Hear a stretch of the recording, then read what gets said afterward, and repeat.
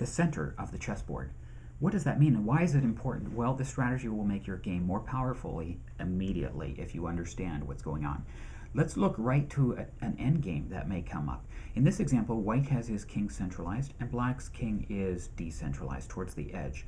Well, white in simply 4 moves can move anywhere in the chessboard, and in this case taking off black's pawn.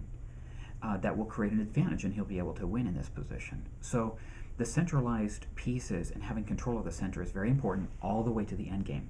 Let's set up this board and look very quickly at how this comes about. Okay, in controlling the center, notice how when the king is in the middle, it can move to any square in 4 moves or less. Now, with a knight in the middle, in 3 moves or less, it can very quickly get to anywhere on the chessboard. And likewise with the queen, it has the most range. So obviously you can see if you have your pieces centralized, you have a lot of control. It's a simple strategy. Develop your pieces towards the center and in such a way that they do control the center of the chessboard. We've often seen development such as this and this with novice players, but keep them moving towards the center. These are just a simple example of how you might develop pieces that will give you an automatic superiority if black has not compensated for that or countered that. So here your rooks are bearing down the center, your queen has allowed this movement, your knights are attacking the center and defending other squares, and we also have the bishops here. Depending upon what black has done, this may or may not be possible, but you get the concept. Let's look at one other example here of an actual position in a game, and this position illustrates a powerfully why this is so important.